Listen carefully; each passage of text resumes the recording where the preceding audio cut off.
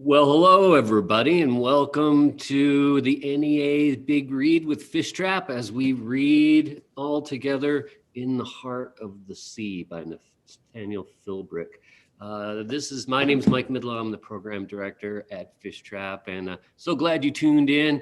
This starts 5 different special events we have in partnership with the Columbia River Maritime Museum. We're really excited. If you've never been there, it's in Astoria where the Columbia River dumps into the briny Pacific. And it's a great place. And I'm very excited to have shared this partnership with them. I'll tell you more about that later. But first, I just want to thank, as always, our community sponsors for the Big Read, Art Center East in LeGrand, Community Bank, who's been with us, the Big Read, for several years now, the Oregon Arts Commission, and the Book Loft here in Enterprise, Oregon. Of course, the NEA Big Read is a program of the National Endowment for the Arts and administered through Arts Midwest. The Big Read just broadens our understanding of the world and our communities and ourselves, the joy of reading a good book. And today, today we're going to learn how, it's going to be a kind of a baking show today. One of the traditional things that sailors for generations brought along with them because it didn't go bad, was hardtack, which is just kind of a very dry, unleavened bread. And we're going to learn a lot more about the history of it and even learn how to make it today with Julia Triezenberg. She's the museum director at the Columbia River Maritime Museum and facilitates learning labs that connect students with the Columbia River maritime history. And she develops family and summer programs at the museum, as well as assists with the museum's Miniboat program and remotely operated vehicle club. So I want to, from all the way in from Enterprise, Oregon, to all the way down the watershed to Astoria, I want to welcome Julia. Take it away, Julia. Awesome. Thank you so much, Mike. Hello, everyone. Thank you for joining us this afternoon for our NEA Big Read this year. Once again, my name is Julia Triezenberg, and I'm an educator at the Columbia River Maritime Museum. And today, I am so excited to be here with you as we learn how to bake our very own hardtack biscuits, like those whaling ships like the Essex that you've been reading about over the past few weeks. And so I have a very short spiel for you about the history of hardtack and these specific biscuits that we'll be making today before we get into our actual baking. So I'm going to go ahead and share my screen with you all. And so, as we're talking about hardtack, the short story here is that hardtack is bread. It's a very specific type of bread, and it's really easy to make because you only need 3 ingredients, right? You're only using flour, salt, and water. And different forms of hardtack have been around for hundreds, if not thousands of years. The ancient Romans and the ancient Greeks had their own versions of hardtack that they would give to soldiers and sailors. But this particular biscuit that we're going to be making this afternoon comes from the 17 and 1800s as pioneers and soldiers and sailors were using it on their long journeys. Part of the reason why sailors in particular really liked hardtack is for 3 different things. First, it's really easy and really cheap to make, right? Like we said earlier, we only need those 3 ingredients of flour, salt, and water. Second of all, it's really easy to store, right? We're basically making the equivalent of a biscuit brick this afternoon. And so you can pile high all of these hardtack biscuits on board your ship for months at a time. And I know if you've gotten to that part in the heart of the sea, the sailors who are lost actually managed to take over 600 pounds of hardtack with them that they salvaged from the ship. So it was a very common ration on board these ships. And third of all, as Mike mentioned, if you store it in the right conditions, if you keep hardtack in an airtight or watertight container, it will never go bad. Hardtack is considered to be the unbeatable food. And it is so hearty to the point that there is still hardtack biscuits to this day that were baked over 150 years ago and are still considered edible. This hardtack that you're looking at here was baked in the 1860s when Lincoln was president, before we had electricity, and technically speaking, it is still considered edible to this day.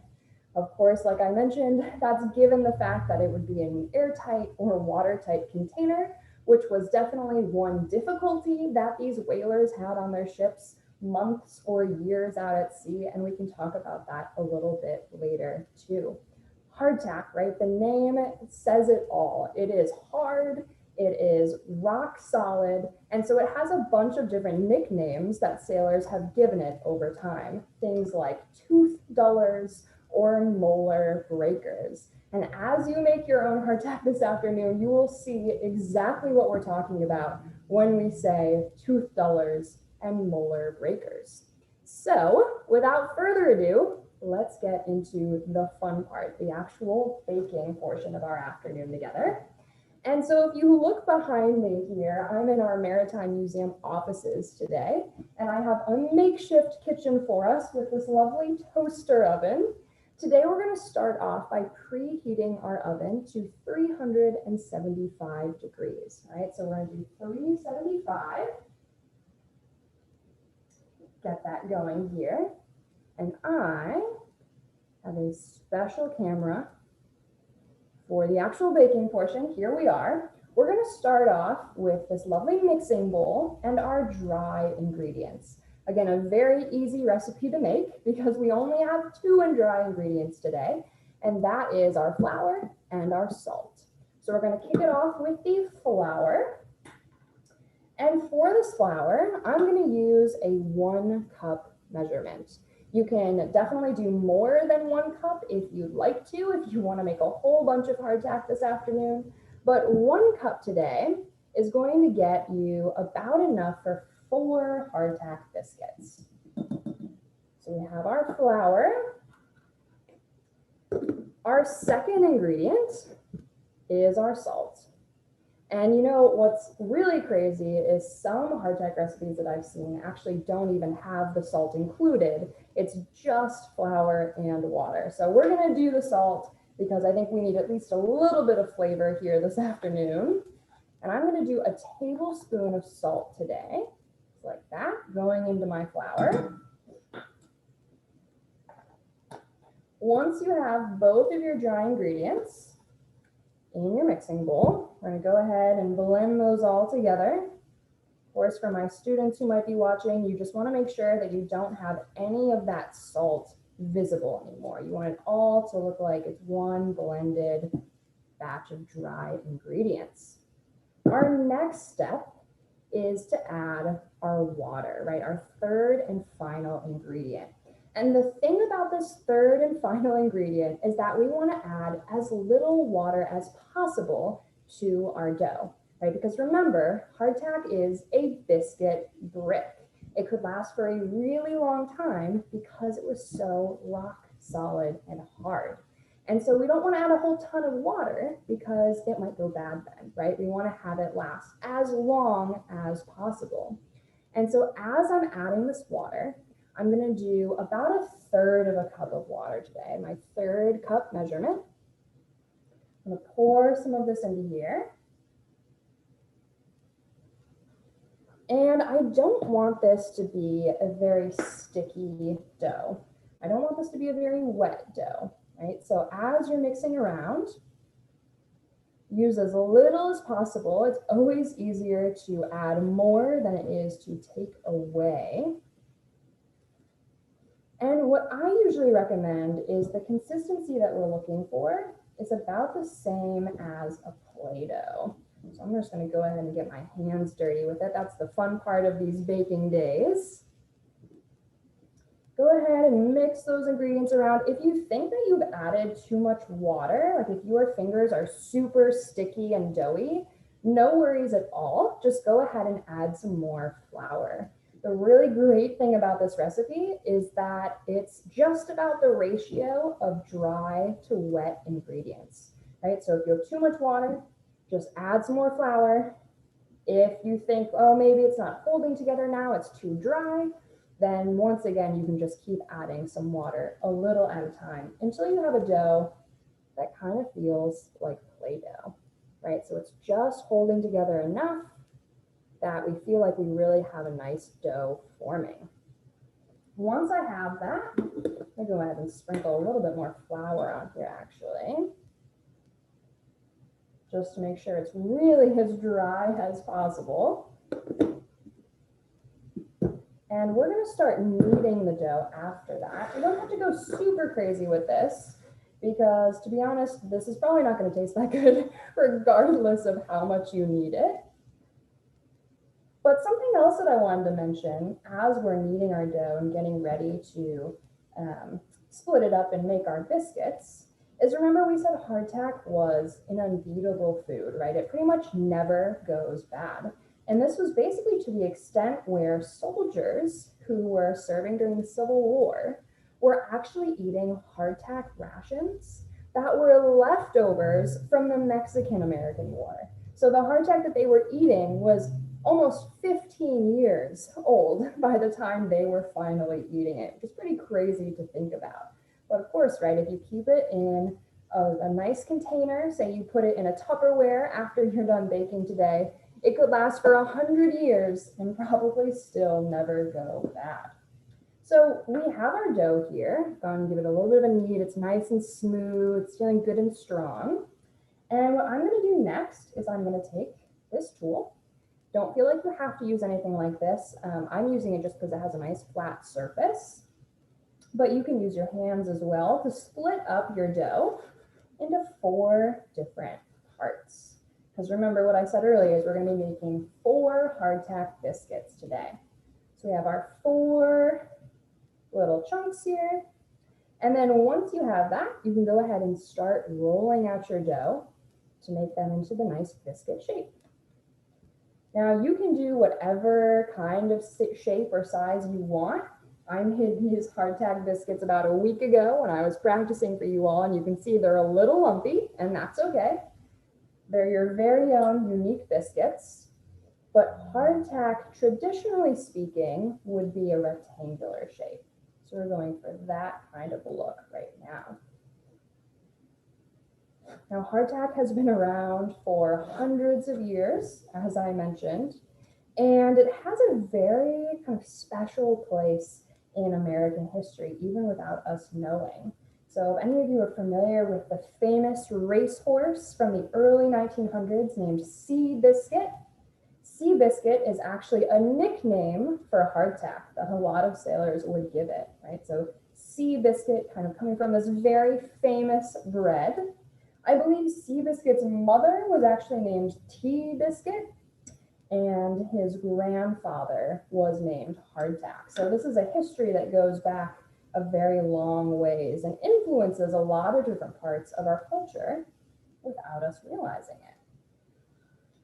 Now, as I'm rolling out my dough, once again, does not have to be perfect. I have kind of lumpy, vaguely rectangular biscuits. I'm rolling them not super thick, but how I tend to measure it is about half the length of my fingertip. You can kind of see there, that's about the width that I want on my biscuits as I'm rolling them out. You don't want it to be too thin and brittle, right? Because then it kind of loses that hearty biscuit feel to it. And so we're going to do half the length of our fingertip as we go here. And I have one more biscuit to do. Rolling it out here.